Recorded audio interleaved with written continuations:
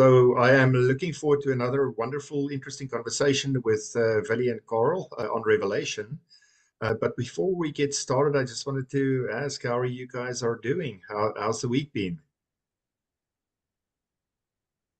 Well, I had a wonderful week. I went away with a few Christian friends to Malmesbury, and we had a time of prayer. We call it SPF Strategic Planning, SFP.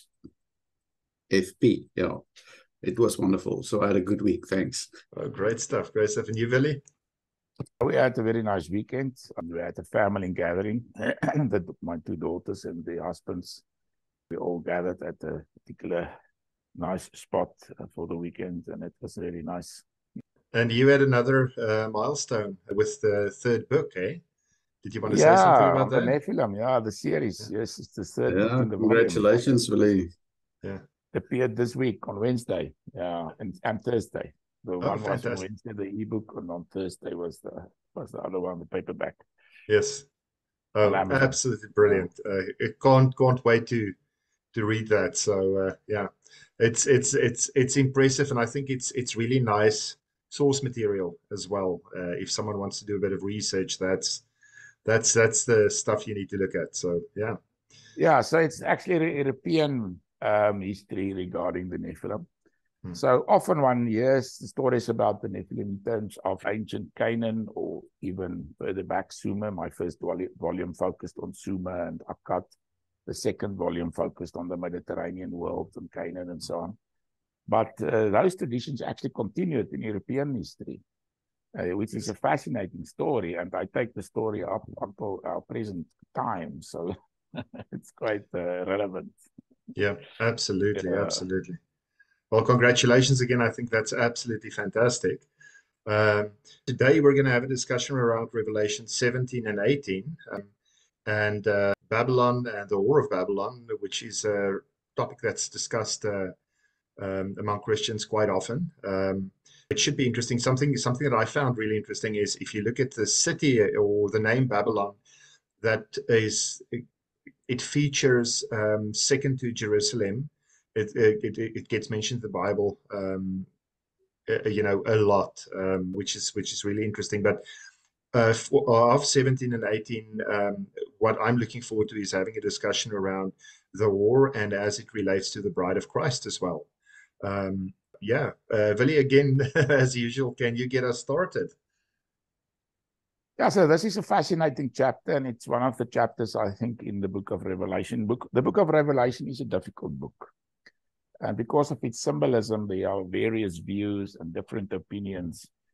But when it comes to this particular chapter and the next one, I think this is more or less the area where there's the most disagreement. There's a lot of disagreement. So I think we should look very carefully at the text. And so what we read is that she's the scarlet woman. She's called the great harlot. She sits on many waters, and later on, in this passage, we read that the many waters refers to, it says peoples, multitudes, nations, and tongues. So she's actually, the whole world is a seed. It seems that it refers to some kind of entity that's popular or in some way spread throughout the whole world. And then we read that she sits on many waters, and that the kings of the earth have committed fornication with her, and the inhabitants of the earth were made drunk with the wine of her fornications. This fornication in the Bible is usually referred to adultery, to the worship of adults. Idols.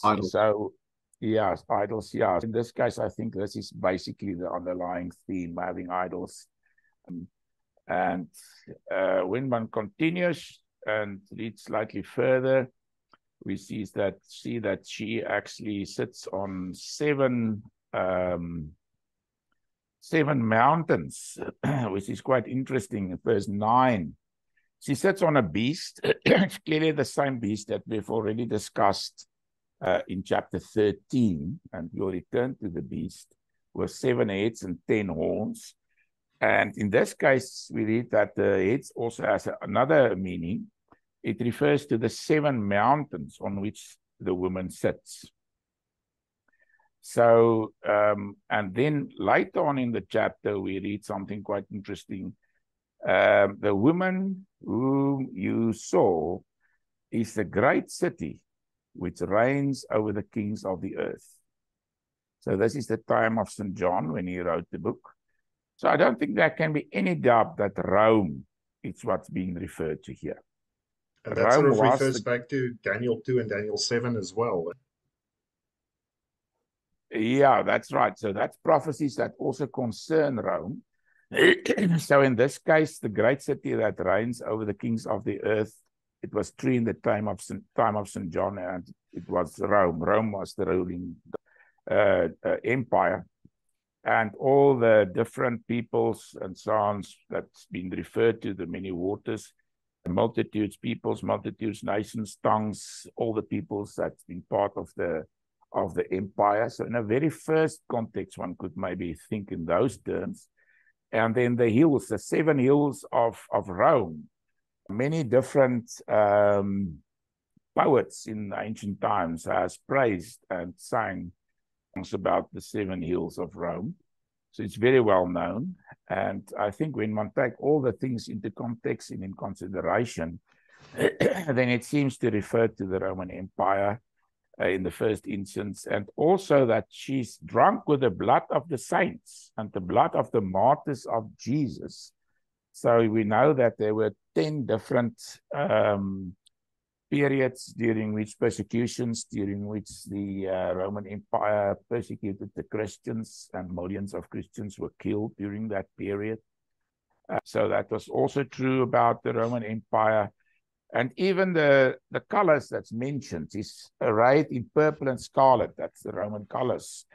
And then the gold, precious stones, pearls, you know, the riches and of Rome, that was well known.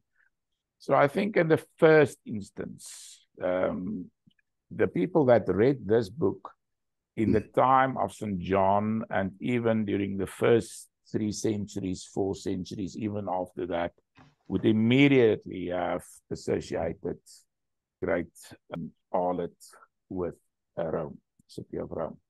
So this is just to get the discussion going. This is not the final answer. But I think that's sort of the background situation.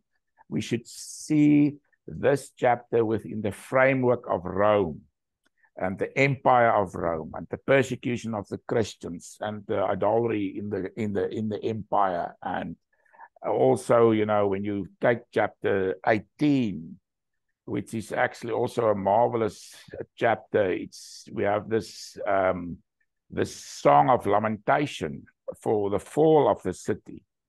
And we do know that Rome was taken, for example, by the Visigoths. They plundered Rome and so on.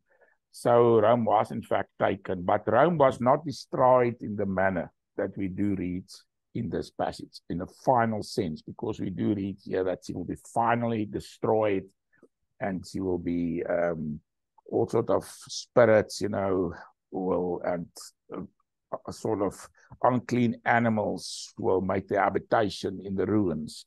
Now, that context, I don't think has yet come to pass. So it's not yet fully, the prophecy had not been fulfilled, which means that we should look further than the historical Rome. But I think in the first place, we should start from there. That's where the discussion should start, in my opinion. Yeah. So a quick question, perhaps Carel can pitch in and make a comment. If you look at in the first chapter, it says she held a golden cup in her hand. Could you guys sort of expand on that? Some of the research I did said that it alluded to Jeremiah 51 verse 7. That basically refers to Babylon, and that sort of indicates that there's a blending of Roman and Babylonian elements. Any thoughts around that? So we can sort of tie the two together and then move forward. Yeah, if you look at the prophecies in the Old Testament about Babylon, this almost, especially chapter 18, seems like a repetition, and the descriptions are so closely linked, as Willie has mentioned, that all of it are not fulfilled yet, but it seems that once again, as we've seen in prophecy in our previous discussions, that it seems that the prophecy has got more than one fulfilling. So, and many things that happened in the past seems to point to the end times, or direct us to the end times, and even events carry prophetic meaning. So the description of Babylon here is a repetition of what we find in the Old Testament. But this seems to be the climax, or the final fulfillment of those prophecies. One could, I think, also ask, why is Rome called Babylon? That's very important. I think that's an extremely important question to ask. Now, we do find in the Bible, in 1 Peter chapter 50, verse 23, that Peter actually calls Babylon. He speaks about Babylon, but he actually refers to Rome. And we can also see that that was the case, for example, in other Jewish books from the period, even before the time of Christ. For Ezra, for example, to Baruch, the Sibylline oracles, they all refer to Rome by the name Babylon. So this was the new empire. So where we previously had Babylon, when it came to Israel and their relation in the country, in the land of Canaan, their great opponents, the people who stood against them and had the greatest impact on their continuous existence, was the Babylonians. Nebuchadnezzar came, he took Jerusalem. Jerusalem and Babylon was the two great contrasts. You know, they were the opposite poles in the Old Testament context. In the New Testament context, Rome and the church are the two opposites. They are the two opposing primary role players. So Rome took over the role that Babylon took in the Old Testament with regard to the people of Israel. But I think there's more to it. And this is when we read here in chapter 17. It's interesting, the name mystery. Mystery. Babylon the Great, mother of harlots and the abominations of the earth. So clearly, she is not just another harlot, you know, she is the mother of harlots.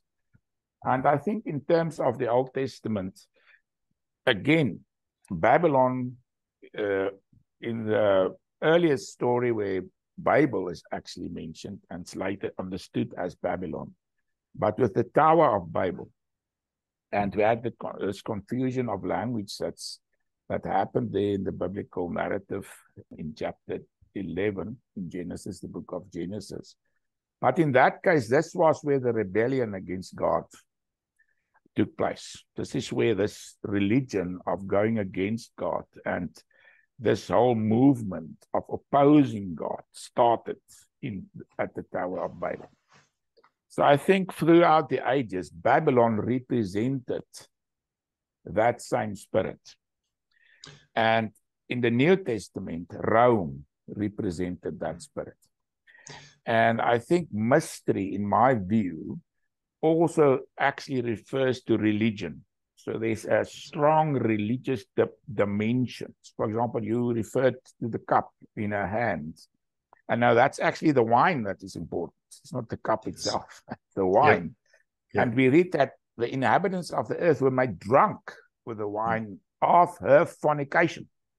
Yeah. So, you know, her fornication, and this is the adultery, adultery going together with the idol worship. These things closely linked.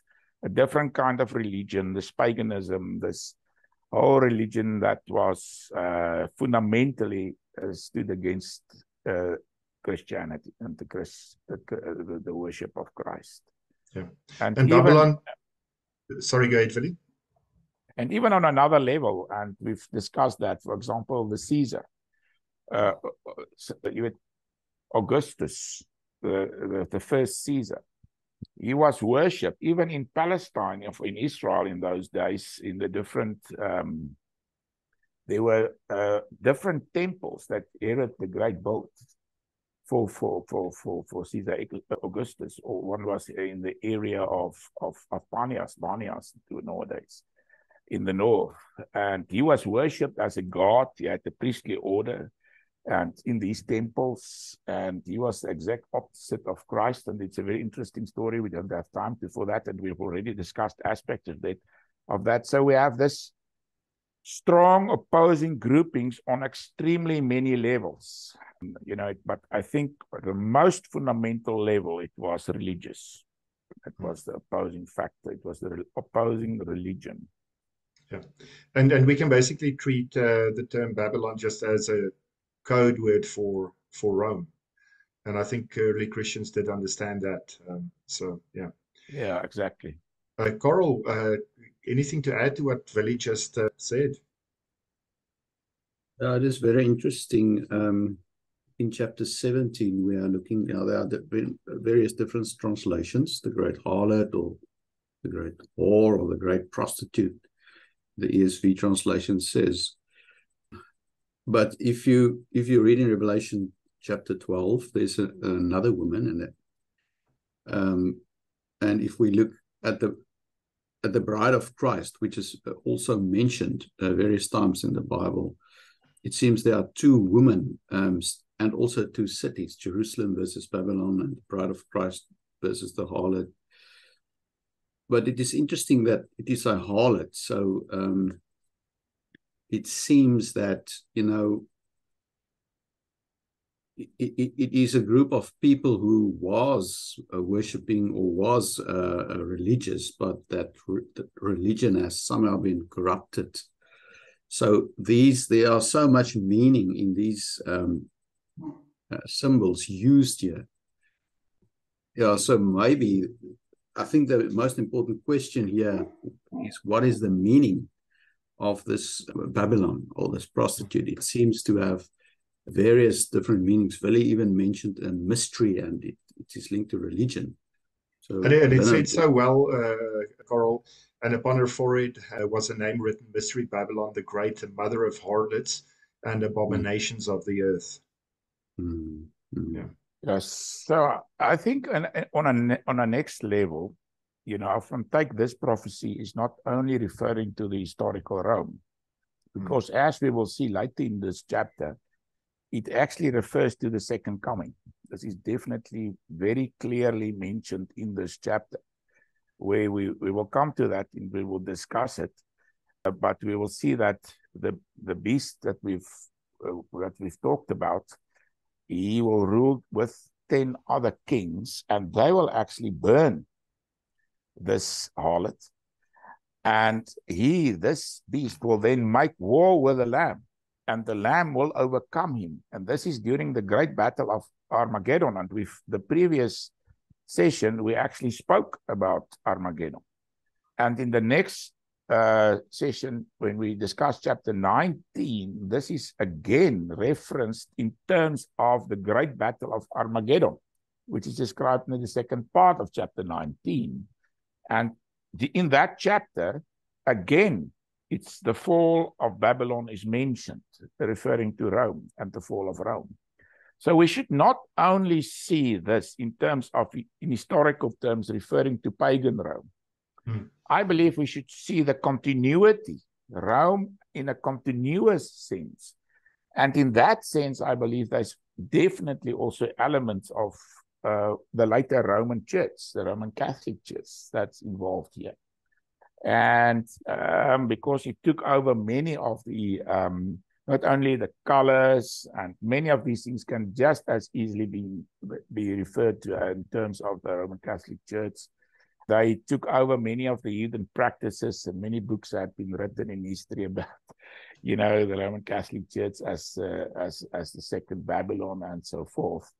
But I think in terms of the end times, it could very well be that the Catholic Church, which is a very large church, will become corrupted to such an extent that she will lead a church that's actually closely, that's a fallen church, that's a compromised church, that's a church that's actually willing to, in many ways, cooperate with the beast, because we read that she sits on the beast. So in that sense, I think that she can also refer to, and especially in end times perspective, to the continuation from the Roman times. That's in the context of the Roman Church, the Church in Rome. But I think more in end times context of a church that has compromised, that's been willing to, in communist countries, we found that during the period when the communists rule those countries, for example, the time of Wurmbrand, for example, he was a martyr, a very well-known martyr from Russia. And the state church became totally compromised. And I believe maybe this is again, and in those, maybe we should see it also when we think in end times perspective.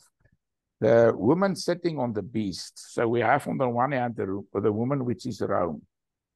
On the other hand, we have the beast, which refers to the Antichrist, the final Antichrist. We've already discussed this in a great detail. And in another sense, we have this hymn. This hymn where we find this song of lamentation, where it's clearly, a worldwide empire that's being spoken of here. So maybe it's a kind of restored Holy Roman Empire, where the church or the Catholic Church, Rome, and the restoration of the Roman Empire in those terms. But we definitely find a kind of restoration of the Roman Empire, in my view. And then the role of the church in that context can be like a kind of state church during the time of the communists, a church that's compromised, that's willing to work with the Antichrist before he reveals himself and so forth, and has become totally compromised. So as a leader, not only of the Catholics, but worldwide, as this, I believe the church will slowly but steadily move in two directions. There will be a grouping, a liberal grouping that will follow the New World Order and, will follow eventually, will compromise and accept many of the things in the period of the great falling away, standing opposed to the true believers which resist this and which doesn't want to go with this, and which will be persecuted during that period. And that's a really good point. I mean, you can almost see some of that happening today. But now that brings me to the next point. Can we discuss the Bride of Christ as it relates to the Whore of Babylon, and sort of take that a bit forward?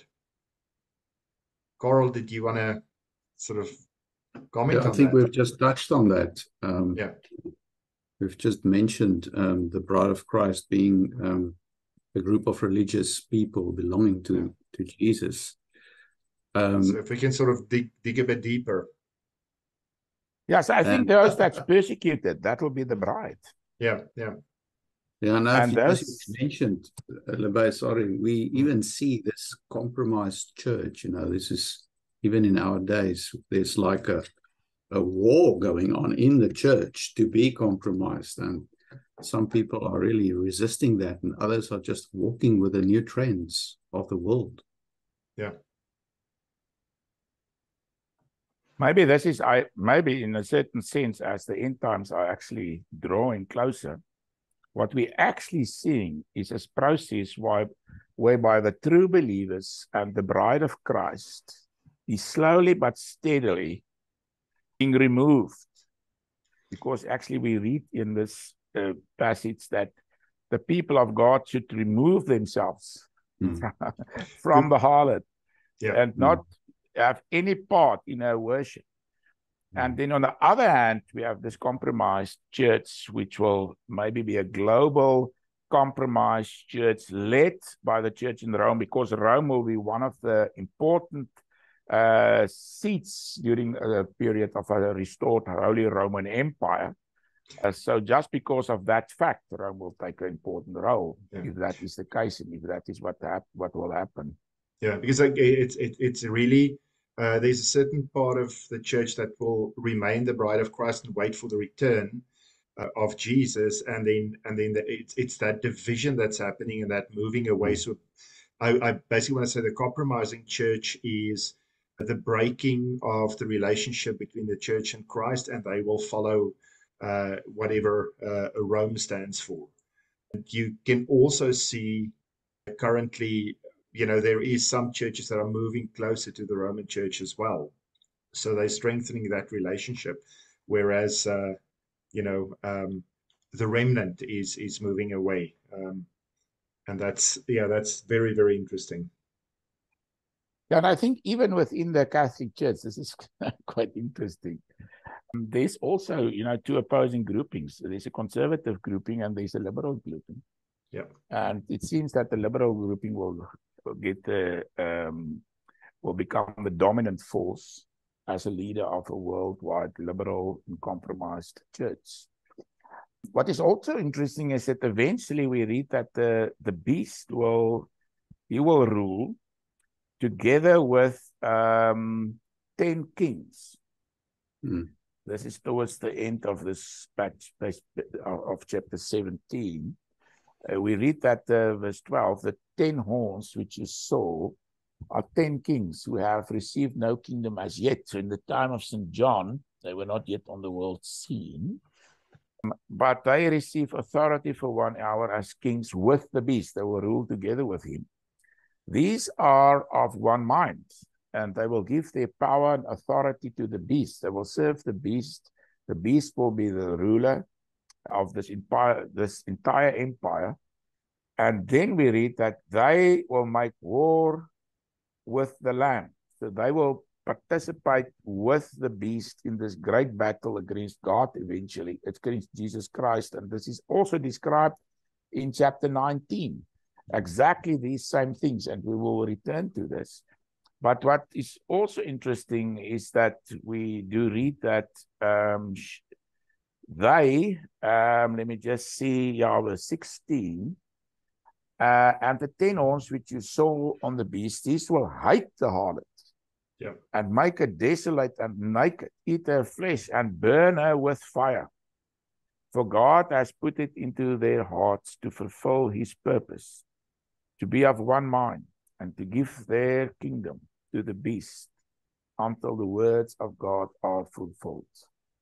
So it seems to me that there will come a point when the Antichrist will turn on Rome and that the city will be burned.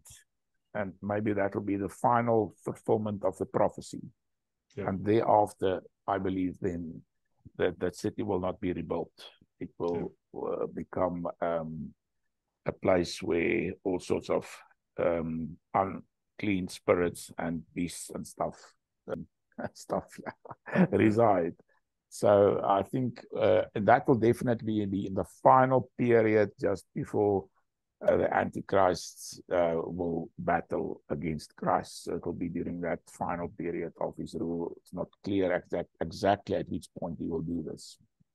Yeah, and then chapter 18, there's reference to another angel coming down from heaven, and he mentions that she has become a dwelling for demons and a haunt for every impure spirit. Yeah. But do you think we should have a separation between the city itself being destroyed? It's interesting. It seems that in a very short period of time, Babylon will be destroyed, burnt.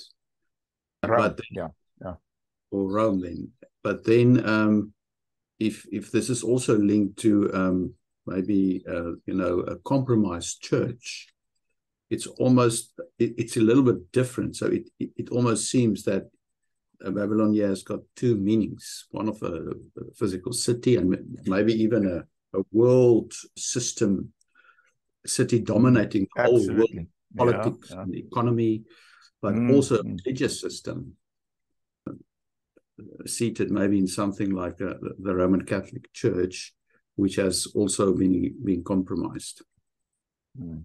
And it's also No, I interesting agree if you with look at the beast. It what does it say? It was and is not and will be. So maybe one can link that to the Roman Empire in a certain sense, which was also described in Daniel, the animal with iron and destructive. The Roman Empire was destroyed, but it seems that in the end times it will return and stand up once again.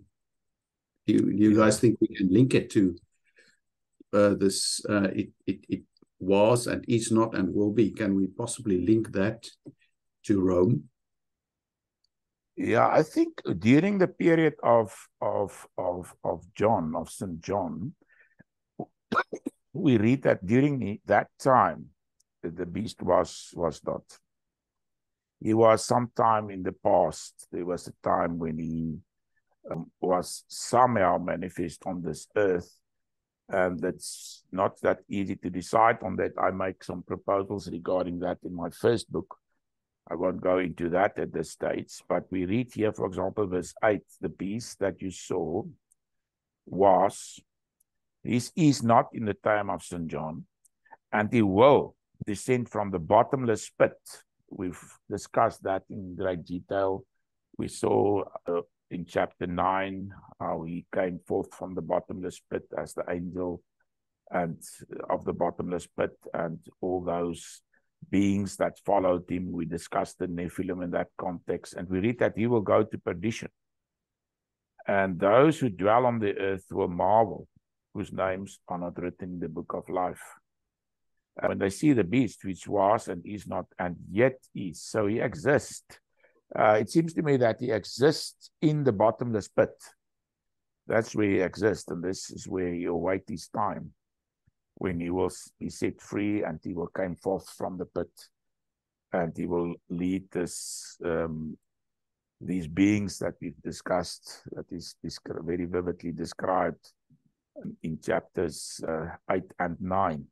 In chapter 8, we read how he, at the end of that chapter, I think we read how he came forth from the bottomless pit. And in both those chapters, he is described, all the plagues and so on that he will cause upon the earth. Yeah. And then he will have his seat maybe in Rome. Yeah, so it seems that burning Rome, during the period of the Holy Roman Empire, the empire actually had two seats. So the one was the seat of the emperor, and the other was the seat of the Pope. So I think we may have a similar system here, where the ruler of the church, of this compromised church, will be in Rome. But then at a certain point, maybe the Antichrist will try to force everybody to worship him, because we do read that he will sit in the temple as God, and he will require worship in the same way that, for example, Caesar Augustus required worship. And maybe at that time, the church will, even the compromised church, will say, no, we can't do that. And at that point, the false prophets will take over, and we will have this worldwide worship of the Antichrist all across the globe, after this compromised church had been burned and so forth. So this is a possible reconstruction, but when the period arrives, there will be many surprises, I believe. Yeah, Willie, do you think that's what verse 4 in chapter 8 refers to when it says warning to escape Babylon's judgment? And verse 4 says, "Come out of her, my people, so that you will not share in her sins, so that you will not receive any of her plagues." Yeah. So the judgment, I think, refers to the many martyrs, the blood of the martyrs, because, this is something that's mentioned throughout both chapters. So throughout the period of the ancient Roman Empire, many, many millions of Christians were killed. And later on, also by the Roman Catholic Church, the Inquisition is very well known. And so many Christians had been burnt on the stake. Some of the very well-known Christians, the Waldenses, they were nearly extinguished. One of the popes has actually asked them for forgiveness for that. quite interesting. But they have killed many, many Christians through the ages. So the blood of the Christians. Rome was the one who spent by far the most blood of the Christians, even more than the blood spilled by communist regimes. So I think at a certain point where God will judge Rome in the same way that he judged Babylon. You know, in the historical context when the Babylonian Empire came to an end and the Persians took over the empire. So this new Babylon will also be judged, and the Antichrist will destroy it, and that will be God's judgment. And this song of lamentation is actually a very moving description of those events. Yeah. Right at the end, what I just find really interesting in verse 23 is the light of a lamp will never shine in you again. And then again, referring to the bridegroom and bride, the voice of bridegroom and bride will never be heard in you again. And your merchants were the world's important people, but by your magic spell, all the nations were led astray. So it ends up that total destruction. Yeah. Absolutely. Any other comments, Carel? Any little precious nuggets? Yeah, for me, it is so striking, the comparison between the two women. The bride of Christ, we will later on get to the New Jerusalem, which is also named the bride of Christ.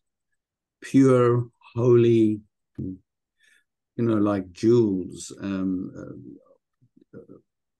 completely devoted to God. And in contrast with that, you have this compromised group of people who somehow turned away from God and served the world also. And, that is such a strong challenge in our own day, to compromise. And the call to be wholly devoted to Christ is such a serious call. Even in Revelation, if you read this book, it really challenges you to persevere to the end and not to give in to all kinds of small deviations from the word of God and the commands of the Lord. Yeah, so I think the book of Revelation really challenged the bride of Christ to remain faithful and not to become like a harlot or, a married woman who walks away and turns her back on her own husband. Yeah, because it's interesting. I had a chat with a friend, and I think I mentioned this to you before we started. I had a conversation, and we were talking about everything that's currently going on, the immorality and that kind of thing. And he just asked the question, he said, where is the church? And I think it's a valid question. Where is the church? Are we standing up? Are we saying anything about this? And basically, are we confronting sin? We're not. We're compromising. We're very quiet. We're sitting in the corner, and we do not want to offend. And perhaps it's time to start offending some people. Yeah, and what is also interesting is the reference to Carel in terms of the opposition or opposing the groupings of the harlot, the great harlot, and the bride, where she actually calls herself a queen. I sit as queen. So he's a queen, and the context is not quite clear, but it seems to me that it somewhere have reference to the Antichrist, to the beast, because she sits on the beast. And this can also refers to the European Union, where in terms of Europe, where the final Holy Roman Empire or the final Roman Empire will again rise, because Europe is actually presented or shown, or in her story, she was a maiden, and she's often described as sitting on the bull, on the beast, because she was taken by Zeus in the form of a bull, and she ride on the bull. So the description here is very much Europe. And she is this lady. She is the one that's with the beast. Maybe in that context, she is is called the queen.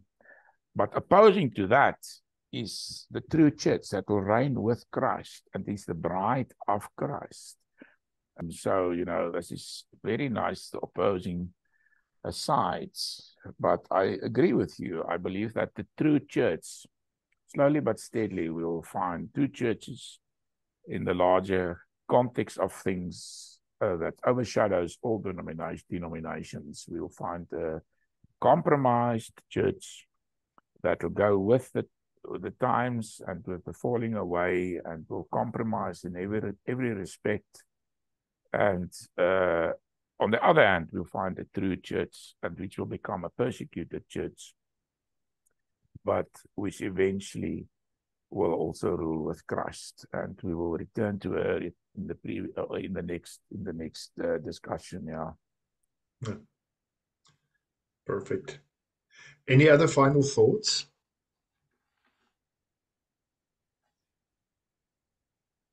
Nothing else? Everybody got it. Perfect. This is really, really interesting. I think the one thing that stands out for me is this. I almost want to say dualism between, the bride of Christ and then the harlot on the other side. And just if you look at the church, you can see that separation. I think that falling away is very prominent in Revelation. It's sort of a worthwhile warning for the modern church as well. So yeah, perfect. Any other comments around what we'll be discussing next? Next time we will discuss chapter 19. Also, that's the feast, the marriage feast of the bride, and the Battle of Armageddon. Yeah, and then we'll still have one discussion left, which will be the chapters 20 to 22. Perfect. Excellent. For the listeners, thanks very much. Our previous podcast picked up very, very fast. Within a couple of hours, I think we had over 100 views. So that's really awesome. Thank you very much. And for any questions, again, info@the_Bible_GPS.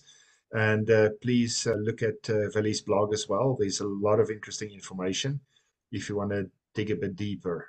But thank you very much, guys. I really appreciate the time. It's a pleasure.